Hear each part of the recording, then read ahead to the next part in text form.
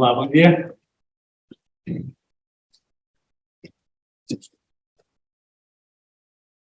Sim, eu estou então em apresentação deste trabalho colegial dos meus colegas Luísa Castilho e Carlos Santos Luís. E basicamente o que vou fazer agora é falar em português, como já perceberam, decidimos que íamos assim. No entanto, os slides irão passando informação que pode ser entendida por pessoas de outras.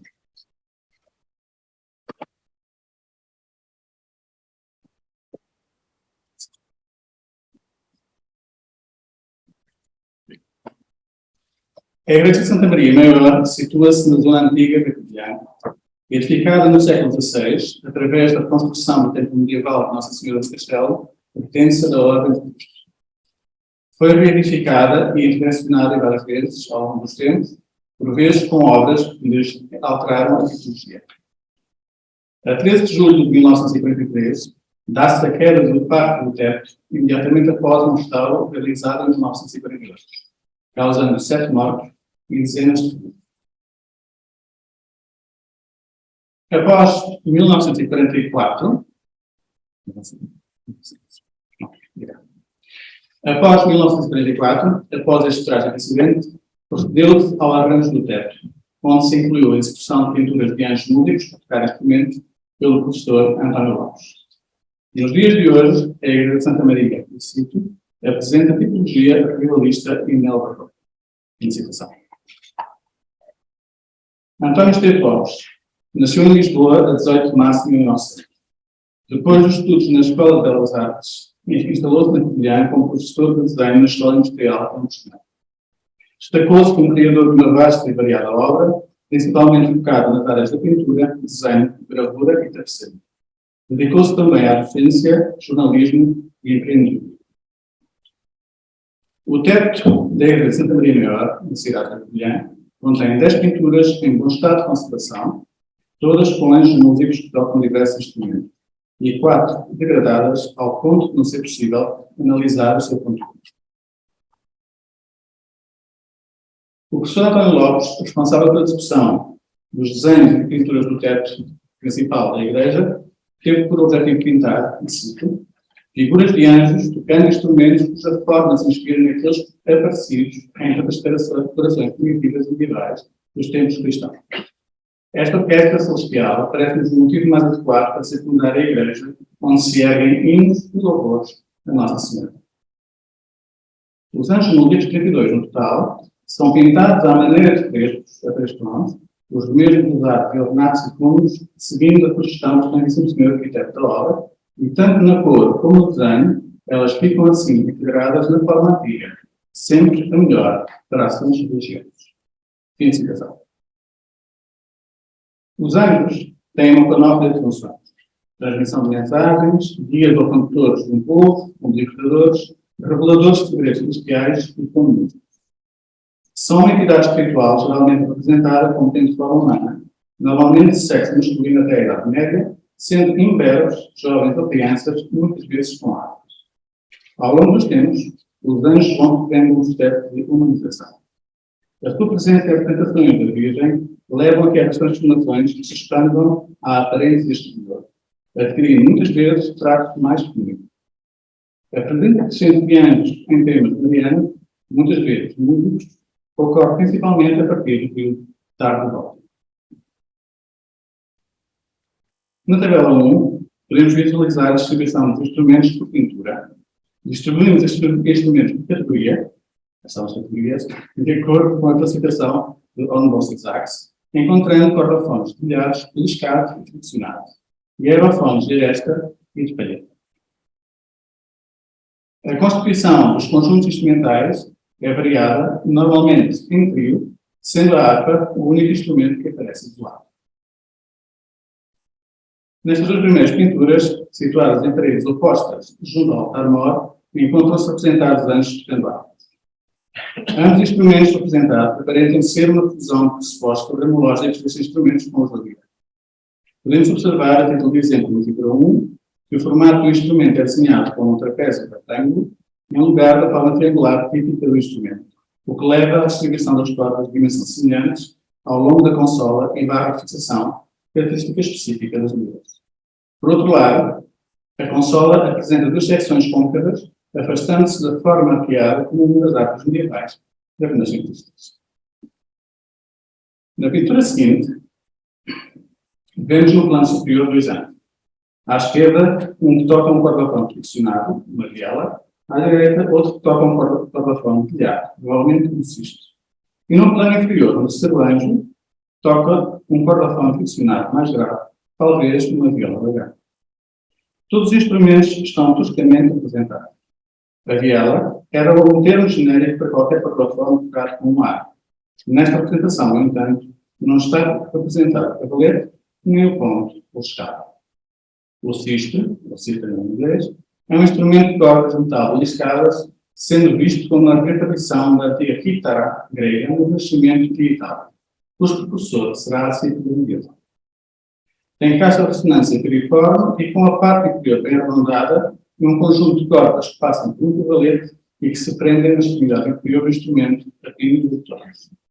A vela da gamba, classificada como alaúde com ar, apresenta o corpo sentado, em tamanho de tenor, as cordas fixas a uma barra baixa, provavelmente muito curva, à semelhança do instrumento de corda de gato.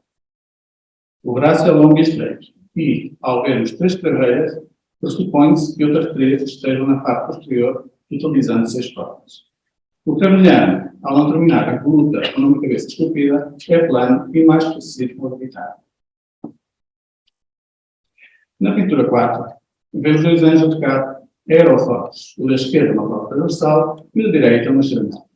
O terceiro anjo toca um corda-fone empilhado, provavelmente um palacione. A flauta apresenta um tubo tónico, o que contraria às descrições até ao Renascimento, pois só no barroco a flauta cilíndrica passou a ter um tubo tónico. O anjo encontra-se a tocar o instrumento ao contrário do habitual, com a flauta para o lado esquerdo, o que não é inédito na iconografia musical, embora fosse rara a sua inclusão em Portugal.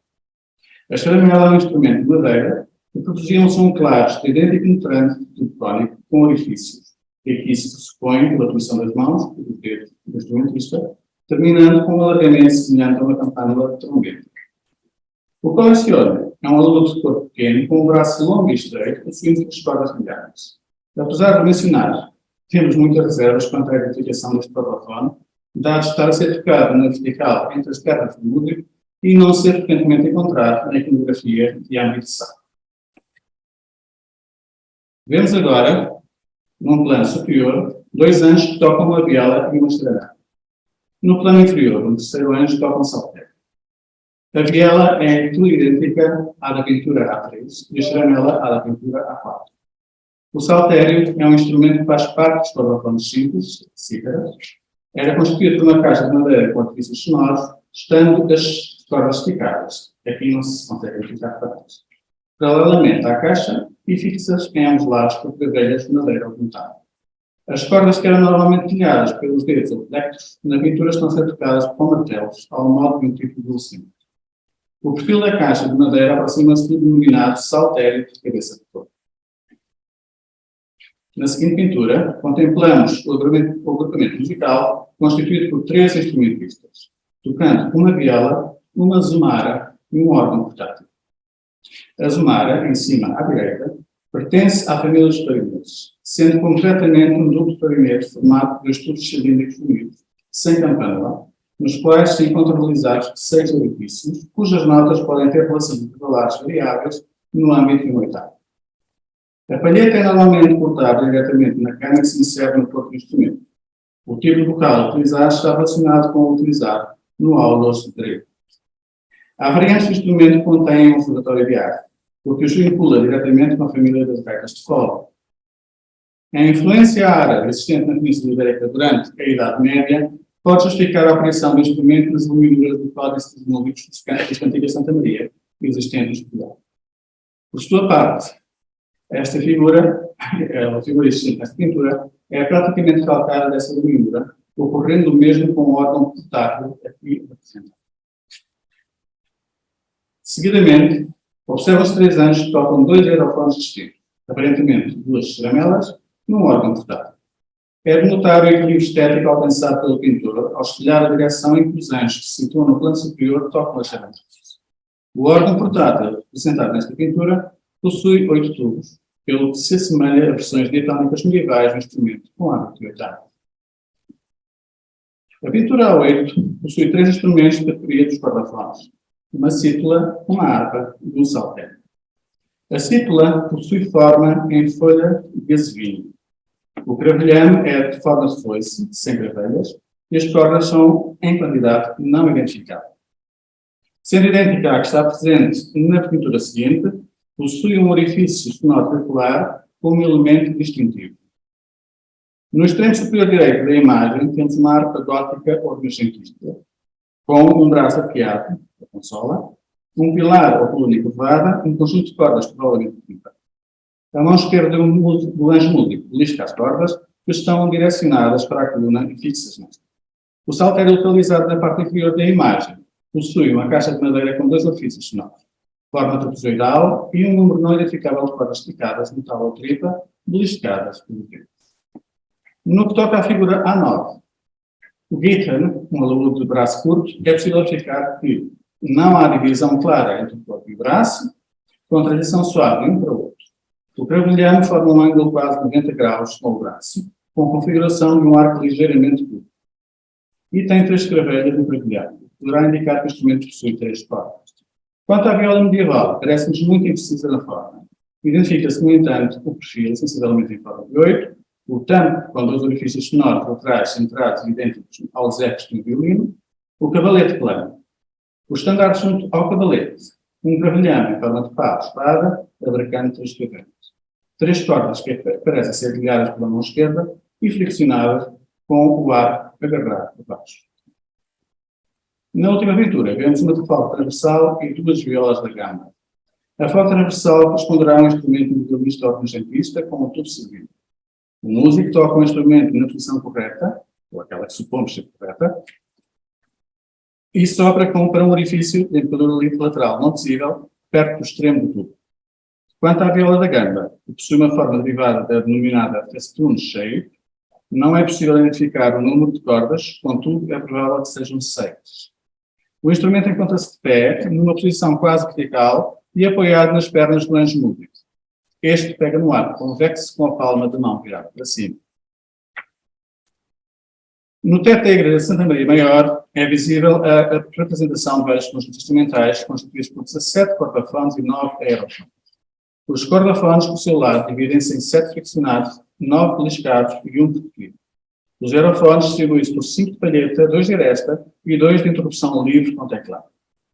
Independentemente do facto do pintor poder possuir conhecimentos acerca dos instrumentos medievais e renascentistas, podemos verificar que se baseou em fontes iconográficas para realizar as pinturas, nomeadamente no Códice dos Músicos de Cantiga de Santa Maria, de Afonso X o Sábio, preservado no Escorial, em Espanha.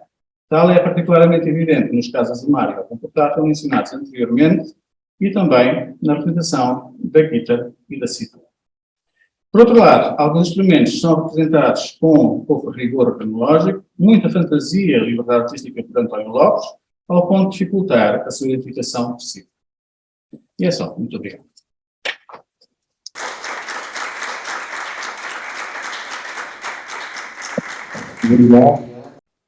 Is there any question about this description?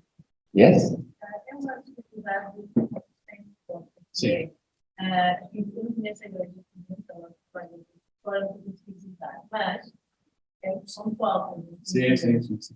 Estamos aqui perante alguém que é do sacerdote e é desafio de puxar com o ao lado, sem prego, depois o que é que acha que pode ter possível? Como são muitas estrelinhas, não creio que tenha desenhado até mais, depois. Sim. A que é que se refere? O que é que isso poderia ter acontecido? Pela questão que se pergunta. Como é que ele terá feito? É isso? Sim. Depois isso não se responder. Não sei se os meus colegas há algum tempo resposta a isso, porque provavelmente não nos debruçámos. Sim. E a transposição, não é? Pois, realmente não fizemos. Sim,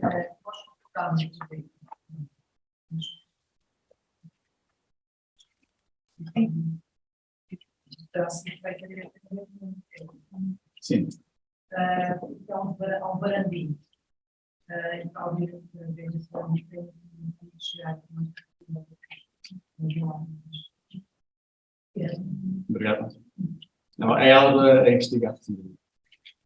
Okay. Thank you very much. We have to move to the next speaker. And